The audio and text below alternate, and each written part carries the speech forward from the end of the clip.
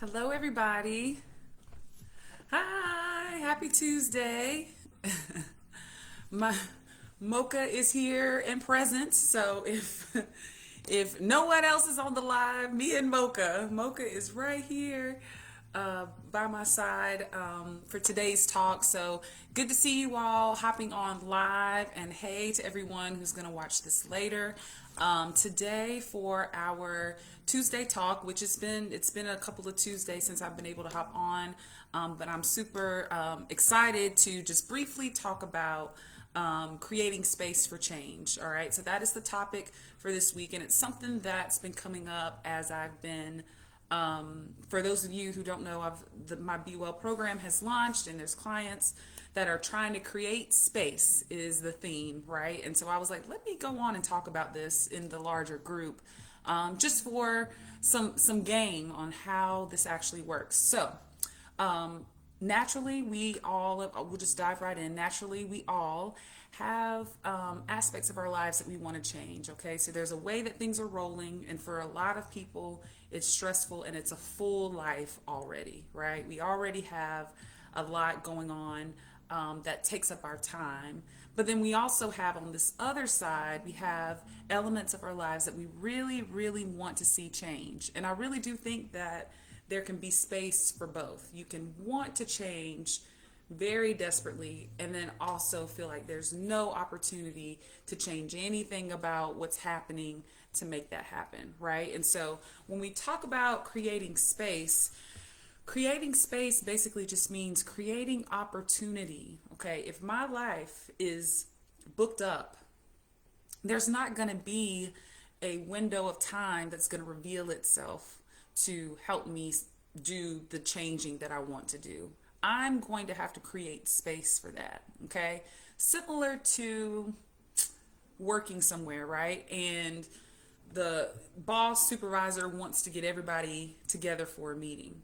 The boss cannot just wake up and say, all right, we need a meeting, let's make it happen. The boss has got to create space. Hey, block off your calendar from 12 to 1 on this certain day so that we can meet. And the same is the case for any changes that you're wanting to make. I think that's a common misconception that intentions alone are really going to help create the change that you want to see. Intentions are great, and that really is the foundation of your motivation and the heart behind what you're wanting to do. But when it comes to goal setting and creating space, that takes more of a strategy. Okay, and so that's what I want to talk about today are some tips for strategizing to create space. Again, space for the things that you want to do are not just going to reveal themselves. Whatever the status quo is that you've had will continue to be so until something comes and disrupts things and makes things happen differently. Okay, so I want to dive right into some tips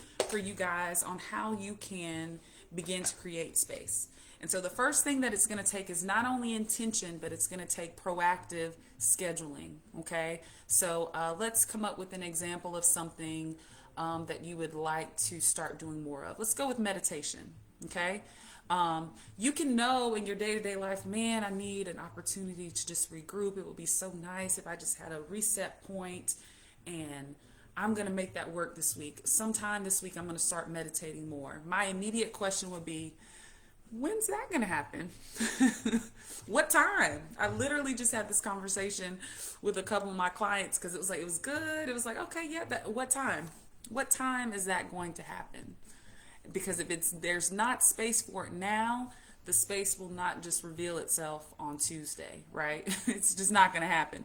Just like these lives, all right? I scheduled this live in because it's not like my day is just going to let me pop up and go live on a consistent basis. I have scheduled in a Tuesday at 12:30 so that I can show up for you guys, and that's a way that I'm changing something that I want to start to do more of. Okay, so the first thing is to schedule. All right, let's stick with the meditation one. Okay, if you're scheduling, you got to know at what time of the day that this thing is going to happen. And again, on the flip side of this, space, the fullness of your life is going to want to compete with the space that you're trying to make. You've got to anticipate that, and you've got to just continue to withhold or withstand that. Okay, so I'm not saying that creating space is going to feel convenient. that it's going to feel natural, that it's not going to have pushback from some other things. But again, what are we trying to do? We're trying to create space for change. And so you have to anticipate that resistance in a lot of different ways and still create the space anyway. Okay. So that goes with, let's say we want to meditate in the morning. Let's just think of some of the obstacles to creating that space. It could be sleep, waking up too late to do it, right? It could be if you have a family, kids, other things that are going on that are going to really try to compete with that 5-10 minute time that you're looking for. It could be rushing, say you woke up late, things are going on, now I've got to rush and I've got to, didn't have time to meditate. There could be a lot of different things that come in, but ultimately creating space means doing it anyway. Okay, so what could that look like to make 5 minutes of meditation in the morning work regardless? Okay, it may come down to being a little late to something. Okay, if you feel like you're not able to create the space to meditate because of work or because of a meeting or just any obligation, it's a great time to observe how that thing has made space in your life, right? Work has made space. They got you, right? From 8 to 5, 9 to 5, whatever the time frame is, work has done a really good job of creating space for itself. The same with any type of family obligations or other household things or just anything else in life. Anytime we feel like we can't make time for ourselves, it's a great example of how things have made space in our lives, okay? And so I challenge you that it won't be easy to figure out what that space looks like, but it starts with trying to create it, all right? And so maybe it looks like shortening your meditation for a little bit. Maybe it looks like, don't go off of what I say, but maybe it looks like being a few minutes late to something to create that space. Learn the lesson that I've got to get up earlier the next day or the next time, but creating that space anyway. Even if it's not the full 5 to 10 minutes that you want it to do, can you stop, create the space for a minute of pause? Can that be the compromise in that moment? If the kids are up and things are going and it's hard, can you stay for 2 minutes? Whatever someone else is asking of me can wait for 2 minutes so that I can create space for this moment, right? So scheduling and blocking off time is important, but also having some flexibility with that to make sure you have that touch point. That's something that I really try to emphasize when I'm working with someone is it doesn't even matter if you don't get the whole entire thing done. You just need to wedge in the intention and the space that we can expand as you go, for workouts. It doesn't have to be an hour. It probably won't be an hour to start. Can we squeeze in 15 minutes? Can we squeeze in 30? Can we then build upon that to make it whatever you want to do? But it first starts with scheduling it and blocking off that intentional time. The second thing I'll say is preparing in advance. When it comes to creating space, the last thing you want to do is set yourself up for failure, okay? So back to the meditation piece. If I want to meditate 3 times a week in the morning, what am I meditating on? What's the plan for that time? If there's no plan and no topic or no specific video that I'm going to follow or a specific app that's going to guide me or a specific intention or something to follow, chances are when I wake up and I'm late for work and my kids are this and my husband is that or whatever the case may be, and I don't even have a plan for the meditation's going out the window. It's like, oh, nope, I got to think, I got to make space, and then I got to think about what I'm going to do, and then I've got to look it up. It's already setting you up to allow for the other aspects of life to win. So I would say preparing in advance. What does that look like in the meditation sense? That could be having a video already that you can just click on. Make it easy, y'all. Make it really, really easy for you to create that space. If you're waiting for the moment where you're going to have all the time in the world to tap into how you feel and pull up, search for a video and be present with finding the video and then sit for 4 or 5 minutes, it's probably going to be difficult. I would say at the top of your week, or really anytime. It could be for the whole month. You could have the same meditation that you go to make it easy for you to do that. So preparing in advance with a certain topic or a certain guide that you're going to do. And again, we're just using meditation as an example. It could be the same thing for meal prep. Could be another example of doing this. Meal prep doesn't have to be all fancy. You just got to have something. Okay. So if you're trying to start taking your lunch to work instead of eating out, the key is, how are you preparing for that in advance? What is that going to look like before Wednesday, before Thursday, to have things that you can grab and go? It's going to take some scheduling on another day to make that actually happen as the week goes on. Okay? So the third thing is going to be resisting the status quo. I already mentioned that when your life is full, it's full. And those things that are in your life are already, they already have your time, they already have your attention, okay? And those things, depending on what they are very used to you not putting yourself first, of you not changing. They like how you are, right as you are, and it's no ill intent on their part. It's just how human beings, how other systems are in place. They're used to you remaining in the status quo. So creating space is essentially saying, I'm going against the status quo. And I say that to say that it's going to be uncomfortable. It's not going to feel natural necessarily to do this, okay? And you've got to know that in advance, to know that, ooh, it's going to feel really rough to like get up and meditate while I'm still sleepy, and there's commotion going on in the house. I'm really going to feel like I don't have time for this. I got to know that already, and then make an intentional point to stop and say, I'm going to do this despite the discomfort. Despite the resistance, I'm going to find a way to create space for this right now, because this is important for me. So everything that I'm telling you, y'all, I don't ever want this to come across as being super simple to implement. Well, it's simple, it's just hard, okay? So it's kind of a simple concept, it's just hard to implement. And so resisting the status quo, just know that my life as it stands is going to find ways to pull me back to the status quo of whatever I've been doing. And so anytime I want to do something new, I've got to anticipate there's going to be discomfort and opposition to that. Not for it to be a negative thing, but just to know in advance, to not be surprised. To not be surprised, okay? This is, I'm trying to think of an example of something with this. A coaching client of mine, had a hard time at first creating space for the actual coaching call. The kids would come knocking, and other things would be going on, or whatever the case may be, and it took time of continuing to create that space, not getting up to go check, not pausing for a second, that she was able to create space for that coaching call to be hers.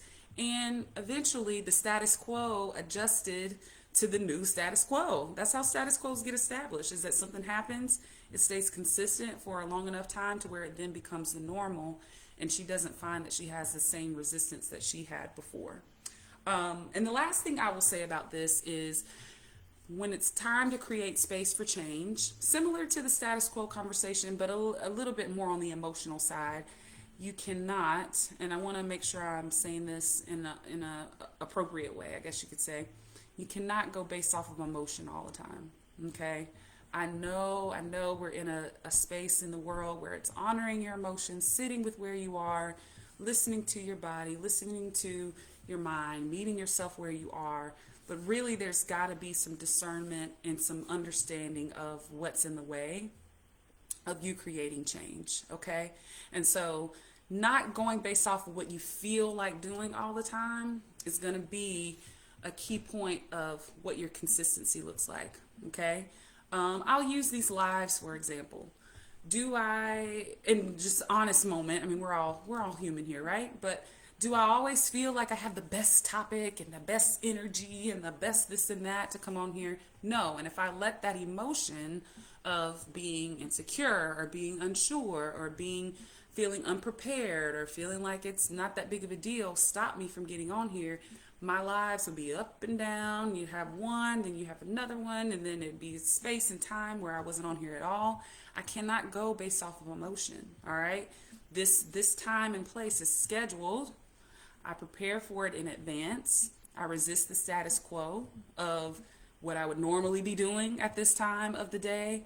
And I'm not going based off of emotion so that I can still show up and be here for you guys. So, what does that look like in our meditation example? You may not feel like meditating all the time. You may feel super anxious and it may be hard to concentrate. And you may say, oh, I don't want to do that anymore. That's where I would say that it's okay to pause and allow your emotions to be there, but not react based off of how you feel. I would say that if you're anxious or that if it's hard to focus, even more so, that's a time for meditation. Even if it's uncomfortable, even if it doesn't look like how it does on TV, where everybody's just so zen or whatever, you've got to create the space. And sometimes our emotions can revert us back to the status quo. Okay, so let's review those four. It's 4 tips there. You've got to schedule and block off the time. Creating space requires scheduling. Creating space requires preparation. Creating space requires resisting the norm or the status quo of the situation. Doing something new is going to challenge those old environments, those old patterns. You've got to remain in the change long enough to let that status quo shift with you and not pull you back to what you're trying to be free from. Okay. And then the last thing is creating space cannot be based in emotion. All right. If you're basing it in emotions change every 10 minutes, I feel like, depending on the day. All right. We cannot really find an element of consistency basing our decisions off of emotions every single day. All right. Work would be a perfect example of that. Work happens for most of us Monday through Friday, regardless of how you feel, right? That's how the company, that's how the salary, that's how all of that keeps going. If it was based off of emotion, I mean, we could raise a hand, who wouldn't have been there today, right? That's not the way creating space works.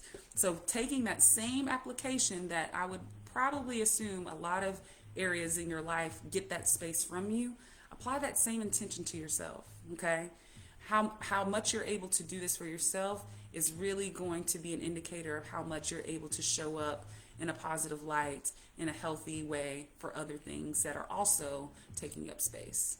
And not even taking up in a negative way, but just using space in your life. You may even want them there, but it always starts with how well can I pull this back and give this to me as well. Okay, so those are my 3 topics. Review them one more time. Scheduling, preparing, resisting, and not going based off of emotions are my 4 tips for creating space for change.